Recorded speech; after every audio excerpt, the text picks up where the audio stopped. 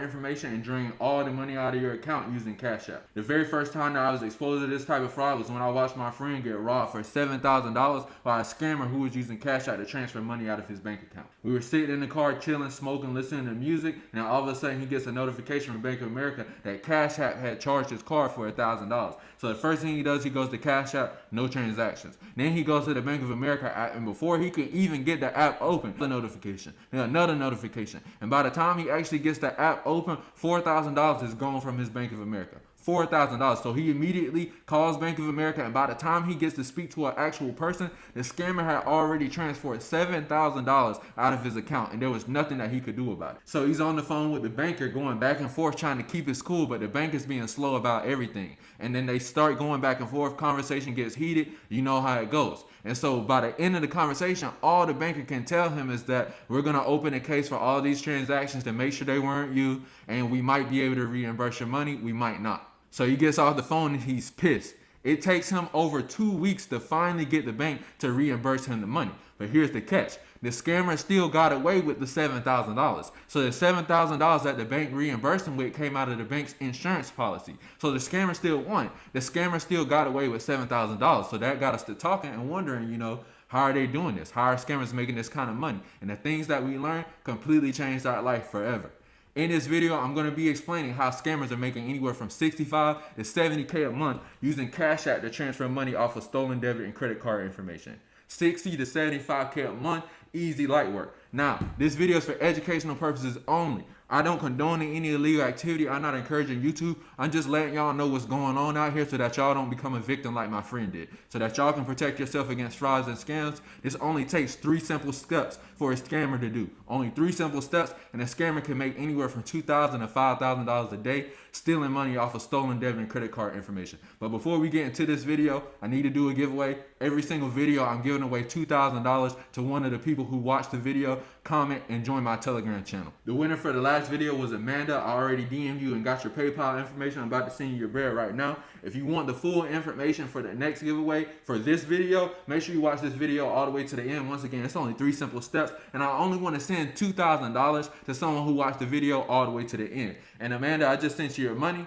Congratulations. Thanks for supporting the channel. If you want to be in it in the next giveaway and you want the details, make sure you watch the video to the end. I'm giving the details at the end. With that being said, let's jump right into it. But before we get into this video, I'm going to go ahead and get this giveaway knocked out. The winner for the last giveaway was Amanda. I already DM'd you, got your PayPal information. I'm about to send you your bread right now. And with that being said, let's jump right into this. Credit card fraud is at an all-time high right now.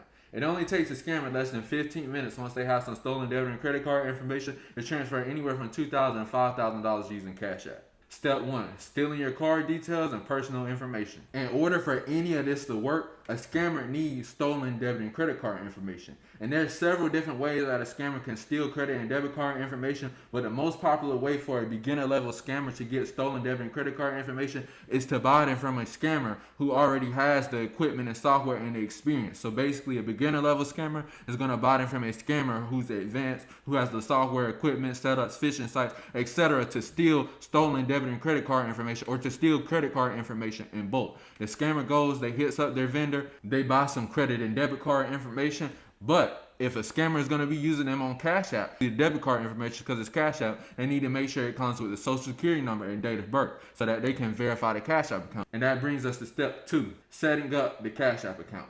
In order to transfer money off of the debit card, obviously they're going to need to set up a Cash App account. But they can't just use their personal information for obvious purposes. They have to use the information that's on the debit card. And in order to transfer money off of the debit card, if you've ever used Cash App before, you know that it asks you for stuff like the social security number and date of birth, which is why it's important when the scammer is buying card information from another scammer who's stealing the information in bulk. They need to make sure that the card information that they're getting is coming with the date of birth and social security number so that they can verify the Cash App account. Now, when the scammer's setting up the Cash App account, it's pretty self-explanatory. They're just going to use the victim's information. When they're asked for the debit card, they're going to put in the victim's debit card information. Once the scammer has verified the Cash App account, Cash App will now let them transfer funds off of the debit card. Now, sometimes on rare occasions, Cash App will ask the scammer to upload ID, but there's ways around that. But for the purposes of this video, I don't want this video to get taken down, and also I don't want to knock anyone's hustle or ruin anything that scammers have going on. But if you want to know how scammers are getting past the ID verification, join my Telegram channel.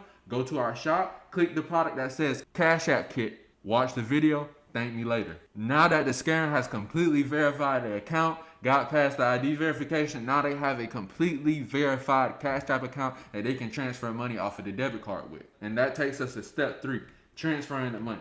The first thing that the scammer is going to try, similar to like when my friend got here, is they're going to try for $1,000. When the $1,000 goes through, they're going to go for another $1,000, then another $1,000. And they're going to keep doing this until the card declines. Once the card declines, since the Cash App is fully verified, they can send it to any account. Most of the time, they just send it to their personal account and cash out the funds. If they want it to be completely untraceable, they can buy Bitcoin with all the money that's in the balance and send it to any Bitcoin wallet anywhere around the world. However, either way, Cash App doesn't investigate this kind of fraud. They just tell you, make sure that you don't give out your card information to people so that it doesn't happen. But when it does happen, they don't investigate this kind of fraud. So if the scammer wanted to send it to their personal account, they're going to 100% get away with the money and they're not going to get caught every single time. But if the scammer just wanted to be completely untraceable, they could buy Bitcoin and send it to another account. Either way, but there you have it. This is how scammers are making $65 to $75K a month using Cash App to transfer money off of stolen debit and credit card information. And here's a little side note.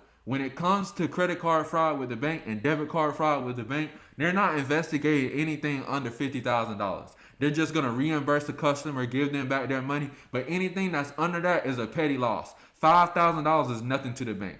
$5,000 is nothing to the feds.